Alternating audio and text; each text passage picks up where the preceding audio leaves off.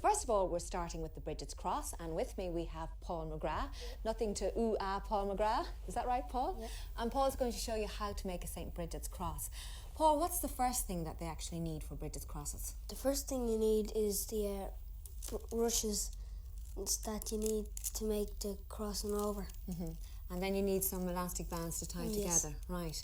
This is what they actually look like, just in case anybody doesn't know what a Brigid's Cross looks like. You can make them in different sizes. This is a large one, is that right, Paul? Yes. And this is kind of a medium-sized one. And you can even make a tiny, cute one here, a small one. And when the rushes dry out, they sort of go all yellowy, like Yes. this one here. Is that it? Yeah. And there's a particular way, apparently, that you hang them up. You don't... Which side do you put up against the wall? You put it like that there. Right side up, is it? Okay. All right, so we'll move all these bits and pieces out of the way, and Paul's going to show you how to start off. So you'll all be able to make these for St Brigid's Day, which is the 1st of February. How many do you need altogether? How many rushes do you need altogether? Normally I use 16, but you can use as much as you want.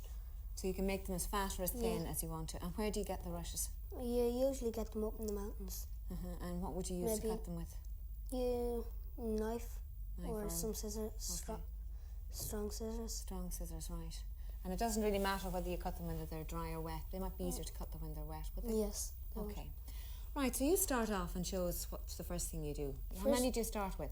First you get two for you start with, and then you cross them over like this. And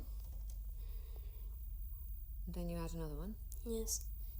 And you just keep on bending them like this. Okay. So each time you bend one, You you rotate rotate it. it, is that it? Yes. Yeah. You go around like that. And where did you learn how to do this? My mum taught me how to do this. And where did she learn? She learned from my granny in Donegal. In Donegal. And did it take you long to learn how to do it? I mean, have you been practicing this for a while now? Yeah, well, it took me a couple of days. And what's the most important thing to remember when you're doing it? Most important thing to remember is to keep it tight, and the last one you put on, you should always hold, because if you let go of that, the whole thing will go. Right, and then you have to start all over again, do you? Okay. And your mum, when she lived in Donegal, she learned to do this, as you said, from her mother, who's your grandmother. Yes.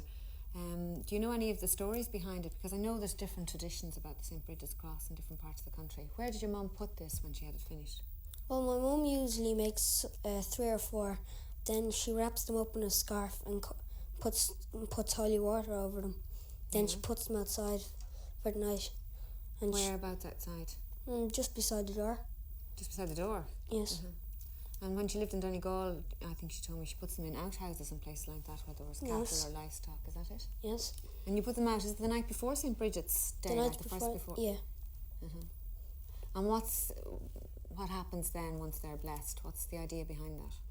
Well, we usually hang them up and above doors, no, Okay. to keep. And they keep everybody safe in the house, is that it? No, that's what Mum says they do. Yeah. Well, I'm sure if Mum says, she's probably right. Yeah. Okay. So you're nearly there, and what you're doing is, as you said, just rotating and adding one on as you Keep go on along. bending. Okay. And do you know actually that the St Brigid's Cross is part of the RT symbol? Did you know that? Yes. Yeah. Well, there you go. And now we all know how to do them.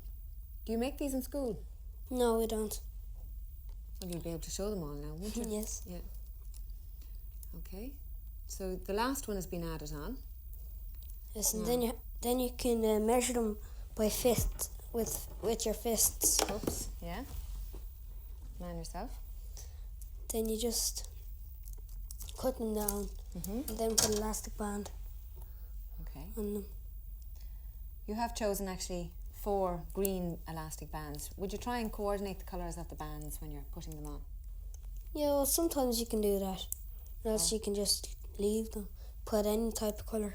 Whatever Colour elastic band you can yeah. find in the house, is that it? Maybe a blue one and a green one, Yeah. yellow one.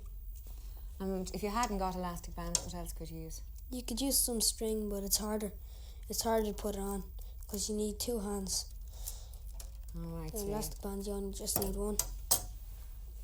so it might fall apart when you're putting on the string. Okay.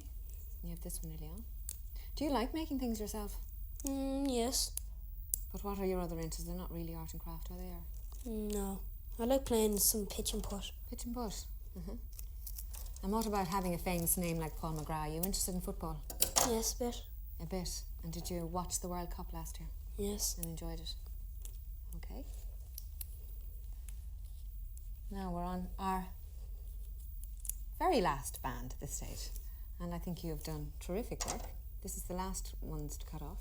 They don't seem too difficult to cut, are they? No. No. Once you have a firm grip of them, and the first one, which is the last one on, put on with the elastic band put on, you don't really have nothing to worry about. Nothing to worry about. Well done, you did a terrific job here. This is his finished Brigid's Cross, and I hope you enjoyed watching it and that you'll have a go at making it at home.